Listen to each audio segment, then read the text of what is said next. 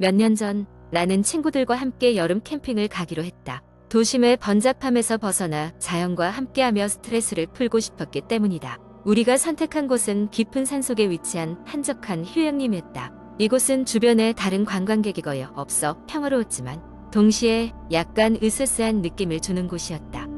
첫날 우리는 휴양림에 도착하여 간단한 짐을 풀고는 산책을 나서기로 했다. 울창한 숲과 맑은 계곡은 보기만 해도 마음을 정화시키기에 충분했다. 하지만 한참을 걷다 보니 어디선가 날카로운 소리가 들려왔다. 처음에는 단순한 새소리나 동물 소리라고 생각했다. 그러나 그 소리는 점점 가까워졌고 마치 누군가 우리를 지켜보고 있는 듯한 기분이 들었다. 무심코 뒤돌아본 친구는 순간적으로 얼어붙었다. 저기 누가 서 있는 것 같아 라며 작은 목소리로 말했지만 우리가 돌아봤을 때는 아무것도 없었다. 우리는 그저 피곤해서 환각을 본 것이라 생각하고 산책을 마무리하고 숙소로 돌아왔다. 저녁 식사를 마친 후 우리는 거실에 둘러앉아 밤하늘을 바라보며 이런저런 이야기를 나눴다. 그러던 중 캠핑장에 설치된 모닥불이 갑자기 흔들렸다. 바람이 분 것도 아닌데 불길이 한쪽으로 휘어지는 것을 보고 모두 긴장하기 시작했다. 친구 한 명이 휴대폰 플래시를 켜고 주변을 비춰보니 불빛의 경계 너머 검은 그림자가 빠르게 지나가는 것이 보였다. 순간 모두가 침묵하며 일제히 시선이 그 방향으로 쏠렸다. 우리는 그날 밤 각자 방으로 돌아가도록 했지만 나와 두 명의 친구는 계속해서 찜찜한 느낌을 떨칠 수 없었다. 진정되지 않은 마음에 결국 셋이서 모두 바깥 거실에 이불을 깔고 함께 자기로 했다. 한밤중 나는 급작스러운 한기가 느껴져 깨어났다. 주변을 둘러보니 다른 친구들도 불안한 표정으로 눈을 뜨고 있었다. 바로 그때 방문 너머에서 흐느끼는 소리가 들려왔다.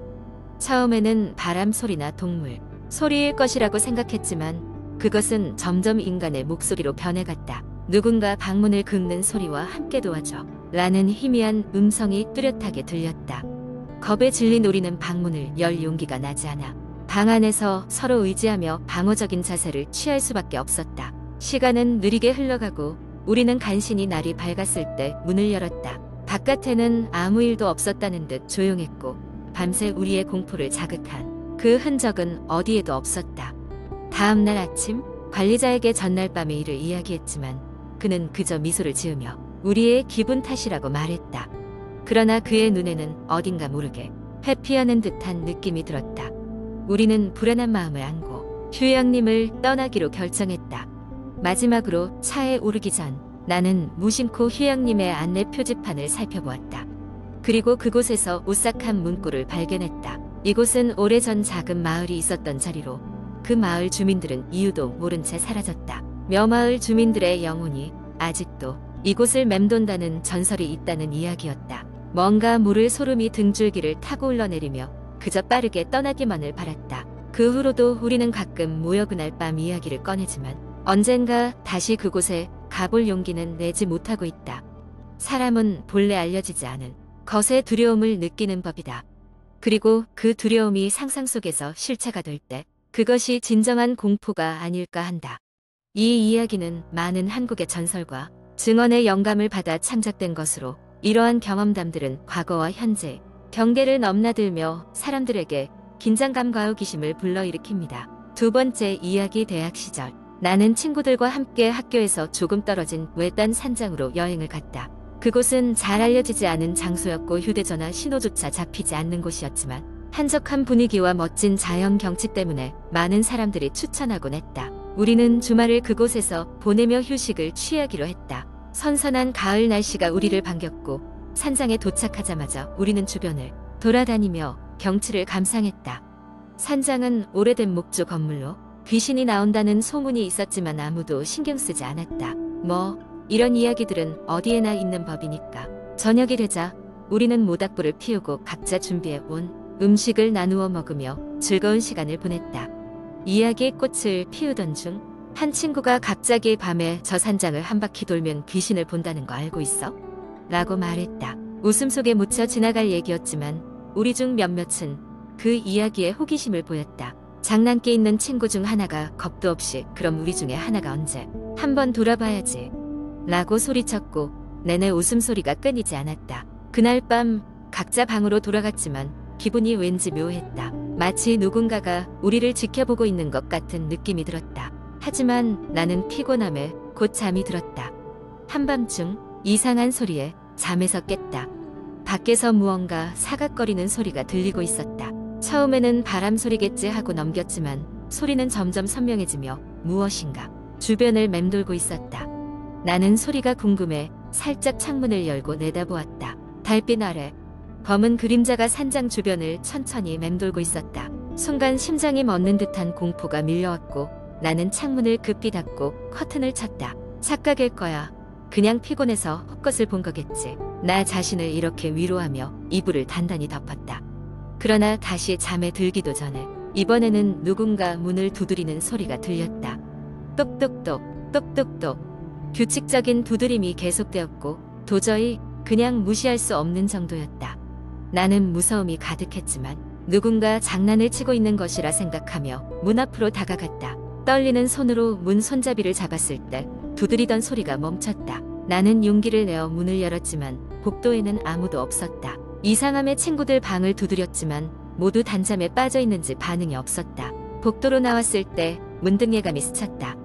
혹시 이대로 있으면 안 될지도 모른다. 나는 다시 내 방으로 들어가 문을 잠갔고 곧바로 핸드폰을 열었다. 신호가 없어 메시지는 보내지 못했지만 혹시 몰라 기록으로 남기기로 하고 방금 있었던 일을 메모했다. 그리고 몇 시간이 흘렀을까. 선잠에 들락날락 하는 사이 다시 창문 쪽에서 이상한 소리가 들려왔다. 나는 온몸에 소름이 돋는 것을 느끼며 창문 쪽을 바라보았다. 이번에는 환한 달빛 아래 더욱 선명해진 검은 그림자가 나를 바라보고 있었다. 그리고 문득 들려오는 낮은 목소리. 찾았다. 그 순간 내가 할 수 있는 일이라곤 이불을 머리끝까지 덮고 눈을 질끈 감는 것뿐이었다. 한참 시간이 지난 뒤 나는 비로소 눈을 떴고 주변은 조용했다. 마치 아무 일도 없었던 것처럼. 나는 서둘러 아침을 맞이했고 어서 이곳을 벗어나고 싶었다. 친구들이 아침에 모였을 때 나는 밤사이 있었던 일을 털어놓았다. 그들은 처음에는 무슨 소리냐고 웃고 넘겼지만 내 표정이 심상치 않음을 느끼곤 진지하게 듣기 시작했다. 그러자 저마다 이번 여행을 온 첫날부터 묘한 느낌을 받았다고 고백하기 시작했다. 그날 우리는 산장을 빠르게 떠날 수밖에 없었다. 그리고 나서 인터넷을 검색하다 우연히 그 지역에 대한 자세한 글을 발견했다. 몇 년 전 그곳에서 실종 사건이 있었다는 것이다. 사람들은 그 사건 이후로 그 산장을 기피하게 되었는데 이상하게도 그 전날 밤에 우리와 비슷한 경험을 했다는 이야기도 많았다. 과연 무엇이 그곳에 있었던 걸까? 지나치게 잘 맞아떨어지는 이야기들은 우리를 오싹하게 만들었다. 놀랍게도 거기서 돌아온 이후로도 가끔 눈을 감을 때마다 그 그림자가 눈앞에 선명하게 떠올랐다. 이후로는 아무리 좋은 추천이라도 함부로 받아들이지 않게 되었다. 때로는 모든 것이 겉보기 그대로인 것은 아니라는 사실만 명심하게 될 뿐. 세 번째 이야기. 한국 인터넷에는 다양한 공포썰들이 존재하지만 그 중에서도 가장 유명한 유형 중 하나는 귀신 목격담입니다. 다음은 많은 이들에게 섬뜩함을 안겨준 한 공포썰을 확장하여 각색한 이야기입니다. 대학 시절 나는 지방의 한 작은 도시로 학교를 다니러 가게 되었다. 그곳은 서울과는 다른 매력을 지닌 곳이었지만 특히 학교 근처에는 낡고 오래된 건물들이 많았다. 그중 한 건물은 사용하지 않은 지 오래되어 보였다. 학생들 사이에서는 그 건물이 귀신이 나온다는 소문이 돌고 있었지만 나는 미신을 잘 믿지 않는 편이라 크게 신경 쓰지는 않았다. 어느 날 친한 친구들과 늦게까지 과제를 하다가 자정을 훌쩍 넘기게 되었다. 갇힌 듯한 도서관에서 심각한 산만함을 느끼던 우리들은 바람 쐴 겸 밖으로 나가기로 했다. 학교 캠퍼스를 천천히 걷다 보니 그 버려진 건물 앞에 이르게 되었다. 친구 중 한 명이 건물에 대해 무섭게 떠들기 시작했다. 저기 들어가서 한 바퀴 돌면 시험에서 좋은 성적을 받을 수 있대. 대신 절대 뒤돌아보면 안 된대. 그 이야기는 대수롭지 않게 들렸으나 그 중 한 명이 장난처럼 들어가 보자고 제안했다. 모두가 긴장했지만 결국 우리 4명은 호기심과 약간의 대담함 속에 건물 안으로 들어가기로 결심했다. 무거운 철문을 밀고 건물 안으로 들어가자 공기가 서늘했다. 오래돼서인지 곰팡이 냄새가 코를 찔렀다. 플래시로 어두운 복도를 비추며 우리는 가만히 앞을 바라봤다.